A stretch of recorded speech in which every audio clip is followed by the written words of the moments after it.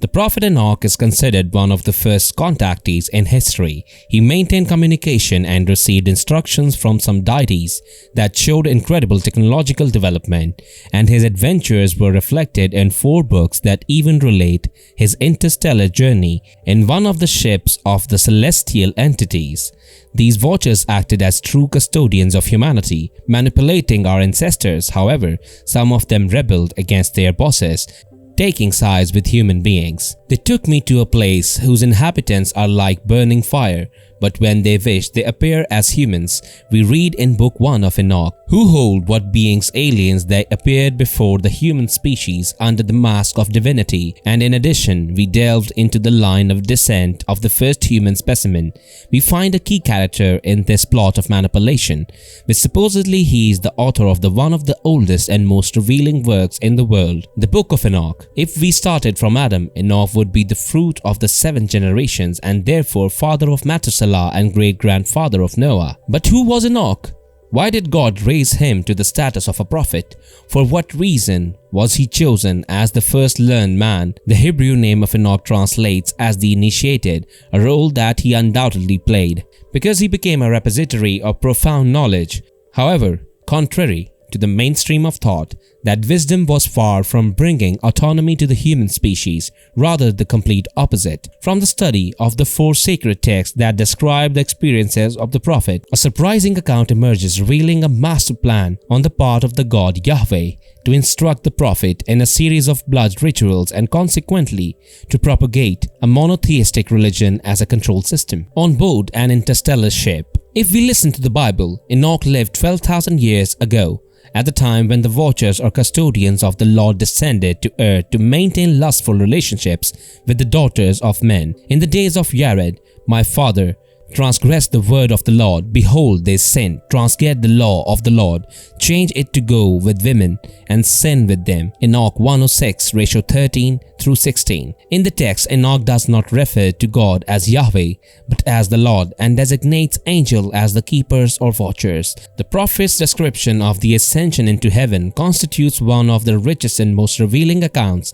in the ancient world, as it offers interesting details about the nature of these heavenly entities. The Book of Enoch ended up being excluded from the biblical compilation, since the hierarchs of the Catholic Church sentenced that this book had not been revealed by God. Only the Abyssinian Church in Ethiopia included it in its Old Testament.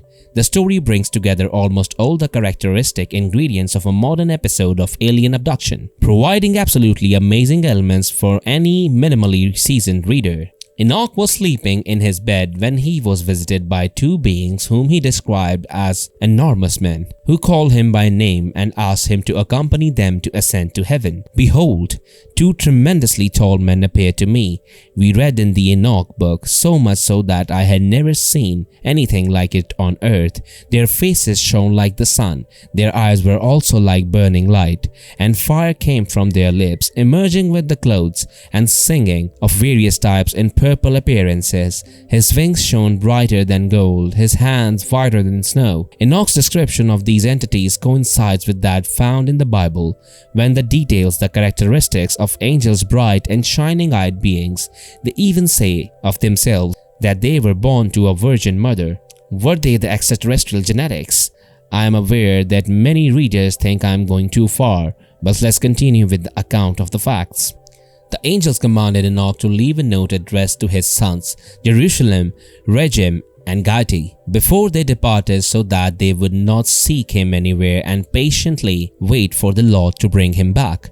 Enoch narrates that 2 angels made him get into the spirit chariot, an experience that he describes as a being on a boat palace, capable of sailing through the heavens, and then said, "Chariot," transports him to another much more majestic place, to which the prophet called Heaven of Heaven. My interpretation is that an aircraft displaced it to a larger one, inside which light emanated from everywhere. He transferred my spirit into the heaven of heavens, writes Enoch, and I saw that there was a building made of glass, and among those crystal tongues of living fire, my spirit saw a circle that surrounded this building with fire. Protagonist makes it clear that a circle of fire surrounds the entire building, and you referring to a powerful magnetic field enveloping the mothership. A journey through cosmos. When Enoch entered that glazed complex, he described a transparent floor that reflected stars and celestial bodies. The vastness of the cosmos moved under his feet as the aircraft moved away from Earth. Our protagonist refers to them as first heaven, a second heaven, a third heaven, and so on, precisely as an astronaut would describe the different ascending layers of the atmosphere until reaching space. I saw a burning fire, continues Enoch recounting, and beyond those mountains is a region where the great earth ends, and there the heavens culminate. Then a deep chasm was shown to me between columns of celestial fire, and I saw in the columns of fire that descended to the bottom and whose weight and depth were immeasurable, and beyond this abyss I saw a place over which the firmament did not extend, under which there were no foundations of the earth either, on which there was neither water nor birds, but it was a desert and terrible place. There I saw 7 stars like great mountains burning, and when I asked about this, the angel said to me, "This place is the end of heaven and earth. It has become the prison of the stars and the powers of heaven." Enoch entered rooms plugged by fruit trees and springs that gave honey, wine, milk, and oil, marveling at what his eyes beheld. But more surprising is that inside he saw about 200 angels. One of them revealed to him that this place was reserved for the righteous and those who serve the Lord. However, the prophet did not take long to go from joy to terror, since he ended up entering infernal halls, where he observed angels subjected to cruel torture. This is how the scene describes the Enoch's book. From there, I went to another place more terrible than the previous one, and I saw something horrible. There was a great fire burning and flaming, and the place had cracks to the abyss, full of descending columns of fire, but I couldn't see its dimensions, neither its magnitude, nor would make conjectures. Then I said, "How dreadful and terrible is to look at this place." Answering me, Uriel, the watcher and the saint, who was with me, said, "Enoch, why are you so scared and scared?" I replied, "It is because of this terrible place and because of those spectacle of suffering." And he said to me, "This place is the prison of the angels, and here they will be prisoners forever." Secret knowledge. Enoch asked what they had done to deserve that punishment. The response was to disobey the Lord. Orders for revealing secrets to man. These are the watchers who descended on earth and revealed to humans what was secret and led them to sin. Later, the watchers confessed the names of some of those rebel angels. The name of the room is Panamu. He showed the sons of men the bitter and the sweet, and revealed to them all the secrets of his wisdom. He taught humans to write with ink and papyri, and many have gone astray because of it, from the beginning until this day. Because men have not been brought into the world for the purpose of strengthening their belief in ink and paper. In this passage, we find an important revelation contrary to general opinion. Angels are not punished for mating with earthly women, but for revealing divine knowledge and secrets only accessible to the gods, which means that not all these entities maintain the same attitude towards man. Now it seems clear that some kind of superior deity had given the watchers express orders not to transmit any kind of knowledge to human being in order to keep him enslaved under his tyranny. However, some of these angels ended up contravening this mandate, revealing to the earthlings the secret science. Enoch is unable to assimilate so many and such intense visions and suffers of shock-collapsing, exhausted. Then the archangel Gabriel appears, who helps him to get up and leads him into the presence of the Lord, with whom he maintains a long dialogue. And the Lord summoned me and said to me, "Enoch, sit on my right with Gabriel." And I bowed down before the Lord. And the Lord said to me, "Beloved Enoch, everything you see, all the things that stand, I tell you, even before the beginning, I have created everything from non-being and the visible things of the invisible. Enoch, listen to these, my words, nor have I told my angels my secret, nor have I told them its origin, nor my infinite dimensions, nor have they understood my creation, which I am telling you today. Enoch 24:1-3. The Lord forbids knowledge for human beings and punishes those of his who disclose it. Yet he commissions his angels to instruct Enoch in scripture and the celestial sciences. Therefore, that God, who does not want to transmit his wisdom to mortals, teaches Enoch those skills that interest him, driven by purposes that we could currently define as social engineering or control of the masses. Technology to see the future. Enoch learns to write, and the Lord asks him to show the world what he has seen and what has been dictated to him. And the Lord said, Come down to earth and tell your children everything I have told you and everything you have seen. Give them the manuscript books, and they will read them and know me as the creator of all things, and they will understand that there is no God but me. Enoch 33, ratio 2 through 9. At that instant, the Almighty tells Enoch that he is going to take him back to earth. You will have 30 days to make God's message known to earth. After that time, the Lord will again rapture the prophet to heaven, this time never to return. When Enoch returns to our world, he compiles everything he has learned and becomes a patriarch of knowledge. This was the first of the humankind born on earth who learned scripture, doctrine and wisdom, and wrote the signs in a book from heaven, according to the order of their months, so that men would know the seasons of years, according to their order by their months. He was the first to write revelation and testify mankind in the earthly race. Enoch even quotes the name of the angel who instructs him, because the signs, the times, the years, and the days were shown to me by Uriel, the watcher whom the Lord of glory has entrusted with all the lights of heaven and in the world, so that they reign on the face of the sky. They are seen from the earth, and they are the guides of the day and the night, and thus the sun, the moon, the stars, and all the auxiliary creatures that travel their orbits in the chariots of the sky. Enoch 75, ratio 3. The vision of the saint of heaven was revealed to me, and I heard all the words of the watchers and of the saints we read in the Enoch book. And because I listened to them, I have learned everything from them, and I have understood that I will not speak for this generation, but for a different one that is to come. As the days passed, an angel instructed Enoch on how to transcribe all the information that flowed through a celestial tablet, a technological artifact with amazing power, as it was capable of calculating future events. Was it a quantum computer capable of forecasting timelines of future possibilities? Wars between gods. Enoch wrote that the angel transmitted to him. He said to me, Enoch looks at these heavenly tablets. Read what is written there and point to each piece of information. I looked at the heavenly tablets and read everything that was written and understood everything. I read the book of all the actions of humanity and of all the children of the flesh that are on earth, even the remote generations. The chosen one from heaven entrusted all the documents to his son Methuselah. Preserve, my son Methuselah, the book from your father hand and give it to the generations of the world.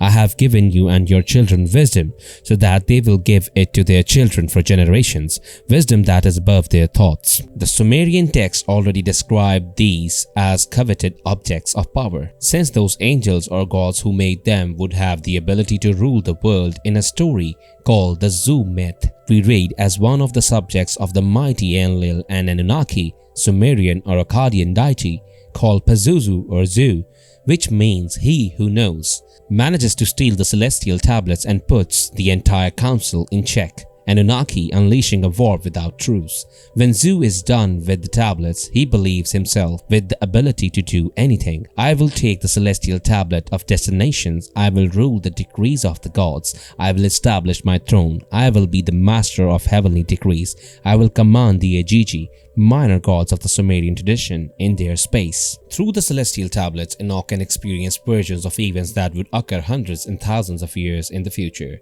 In his text, he even predicted the construction of the Tower of Babel, the prophet Elijah ascend to heaven in a chariot of fire, and even the great universal flood that would loom over the earth 1,000 years later. When those 30 days had elapsed, Enoch prepared to leave, and 2,000 individuals gathered to bid him farewell. Enoch had spoken to the people. The Lord sent darkness on the surface of the earth, and there was darkness, and it covered those men who were standing next to Enoch. And they took Enoch and took him to heaven, where the Lord is, and he received it and placed it before his face. And the darkness dissipated from the earth, and the light returned. Rebel angels. As a final cherry and always of the Lord in the place where Enoch had been raptured to the top, various animal sacrifices were rendered. Methuselah and his brothers and all the sons of Enoch hurried and erected an altar at the place called Ascension, from where Enoch was taken up into the sky, and they sacrificed oxen and called all the people together and shared the sacrifice before the face of the Lord. Enoch 68:6-7. Enoch's most revealing prophecy, that of a flood on earth, would come after 3 more generations of his lineage. However, a latent problem with Yahweh hierarchy was still raging. His angels descended to earth to copulate with earthlings, blinded by their beauty and desire to procreate.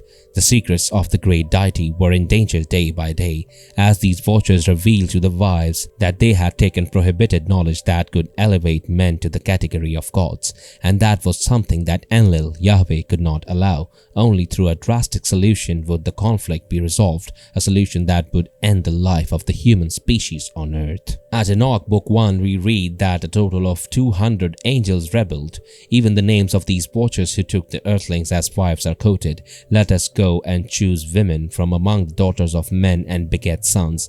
But Shemihazah, who was their boss, told them, I fear that you do not want to carry out this action, and that I am the only one responsible for a great sin. They replied, let us all take an oath and let us all commit ourselves under an anathema not to go back on this project until we actually carry it out. Then the 200 swore together under anathema, and all of them descended upon the top of the mount they called Hermon.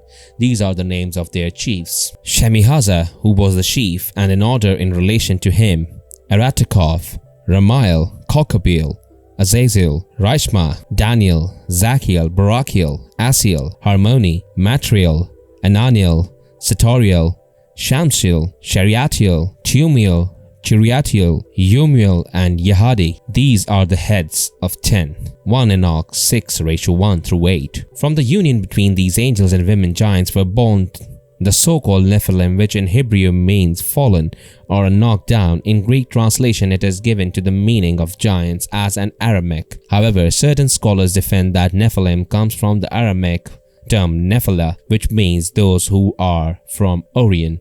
Since in Aramaic Orion is Nephilia, did the Anunnaki come from the Orion constellation as proposed by the researcher Robert Bowell, who defends the theory that the Egyptian pyramids are aligned following this constellation when the Nephilim dominated the earth? The fact is that in several excavations in the Middle East, various large skeletons have been found, which means that these giants really existed, although they would not necessarily have to be in the remains of the Nephilim, but rather of human beings with genetic reminiscences of these beings.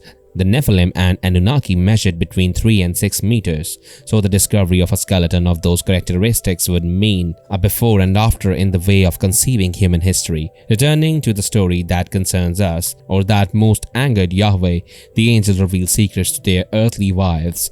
Shemihazah taught witchcraft, magic and related skills, Barachiel the signs of lightning, Kokabeel the omens of the stars, Zachiel the lightning, one taught the meanings, Eratikov taught the signs of the earth, Shamsiel the omens of the sun, and Saharias the moon men, and they all began to reveal secrets to their wives. 1 Enoch 8:3. The forbidden knowledge also included weapons to defend themselves, so we must assume that practically all the secrets of the smithy and the foundry were revealed by these beings, both to learn to use them in self-defense and for crafts and decoration. And as he taught men to make iron swords and copper breastplates, and showed them how gold is mined and worked to completion, as far as silver is concerned, to emboss it for bracelets and other ornaments. He taught women about antimony, eye makeup, gemstones, and tinctures.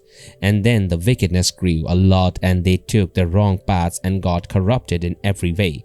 As the reader can appreciate, Enoch was dictated that any knowledge given to the human beings is malicious, dark and sinful. Basically, the Lord condemns any technical or moral advance that humanity can develop on its own. Eternal punishment for the insurrection. Enoch is clearly a victim of brainwashing, since he is not allowed to doubt in the least that the law of the Lord is unquestionable. Any opposition to it means death. Only submission and fervent fidelity constitute the only way to salvation. This is how Enoch expresses the threatening tactic of his God towards sinful men and angels. The eternal God will walk on earth. On Mount Sinai he will appear with his great army and will arise in the force of his power from the top of the skies. And all the watchers will tremble and be punished in secret places, and all the extremities of the earth will be broken, and fear and great tremor will take hold of them. to the ends of the earth. The high mountains will crumble and crumble, and the hills will crumble and melt like wax before the flame, and the earth will divide, and everything that is on earth will perish, and there will be a judgment on everyone, without a doubt, an entire apology of terror and threat in the service of a false god who proclaims himself unique and almighty. To capture these 200 rebel angels, Yahweh and 7 lieutenants, among whom 4 stood out, Michael, Sariel, Raphael, and Gabriel, the Lord instructed them to punish the fallen angels harshly, but especially interesting is the order that he transmitted to the archangel Michael. And the Lord said to Michael, "Go and announce to Shemihaza and all his accomplices that they united with women and they defiled them in their impurity, that their children will perish and they will see the destruction of their loved ones. Chain them for 70 generations in the valleys of the earth until the great day of their judgment." Enoch 10:11-12. The same we read in 2 Peter. God not only did not forgive the angels who sinned, but by throwing them into hell, he delivered them to the prisons of darkness to be reserved for judgment. The angel of the Lord, after a skirmish against the rebels, captured them by locking them in a parallel world, a kind of exile zone, where they remain in a latent state, dead in life, so to speak, while awaiting their sentence on the day of the final judgment. The word hell, present in Peter's paragraph quoted above, comes from the Greek term Tartaros, which translates as the deepest abyss of Hades. Where exactly does the cited text refer to? Are we before an exaggeration fruit of the overflowing imagination of the authors? It is curious that even in the mythology Roman, Tartarus is the place where the enemies of the gods go. In his work The Aeneid, the Roman poet Virgil describes this hell as a gigantic space at the deepest point of the underworld, always enveloped by a river in flames that he designates as Phlegeton, and sealed by triple walls so that these captives cannot escape. Unmasking the gods. Taking into account that we know the reptilian aspect of these celestial entities thanks to the figures and representations of different cultures, we wonder why good angels are shown with the same aspect of a human being. The answer is simple. If you wanted to manipulate an ant colony to gain their trust and infiltrate their nest, would you appear before these little animals in human or ant form? All of these Anunnaki gods looked very similar: reptilian attributes, tall stature, and scaly skin. Thanks to their psyche, they were able to deceive our ancestors, showing themselves under the appearances